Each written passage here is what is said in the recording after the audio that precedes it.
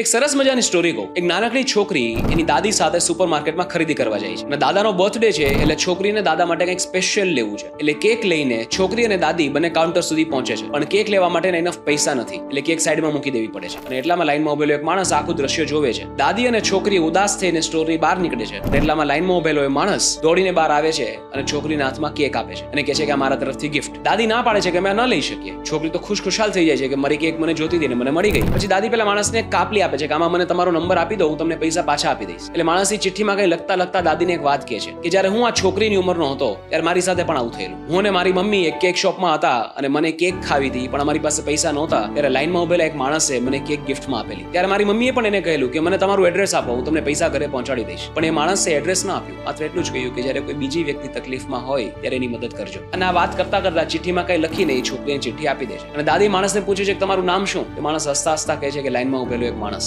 પછી છોકરી અને દાદી ઘરે જાય છે અને દાદાને હસતા હસતા બધી વાતો કરે છે કે અમારી સાથે આવું થયું, એક સરસ મજાનો ભલો માણસ છે, એને મને કેક ગિફ્ટમાં આપી અને સાથે એક ચિઠ્ઠી આપી. દાદા કે બતાવ ચિઠ્ઠી. જ્યારે દાદા ચિઠ્ઠી ખોલીને જોવે છે ત્યારે દાદાની આંખમાં પાણી આવી જાય છે. શું કામ? કારણ કે એ જ વ્યક્તિ હતા કે જેને આજથી 20 વર્ષ પહેલા એ છોકરાને કેક લઈને આપેલી અને ચિઠ્ઠીમાં લખીને આપેલું કે a small act of kindness creates a ripple. એ જ છોકરાએ મોટા થઈને જે દાદાએ કામ કરેલું એ કરીને બતાવ્યું. અને દાદાએ કહેલું કે જ્યારે કોઈ બીજી વ્યક્તિ મુસીબતમાં હોય ત્યારે મદદ કરશે. તમે કોઈની માટે કાંઈ પણ સારું કરો, આજે નહીં તો કાલે નહીં તો 10, 20, 50 વર્ષ પછી પણ તમને એનું સારું ફળ મળશે જ. એટલે કોઈ પણની માટે સારું વિચારો, સારું કરો. એટલે હંમેશા કોઈ સારું કામ કરતા પહેલા, કોઈને મદદ કરતા પહેલા બહુ વિચારવું નહીં, કરી દેવું.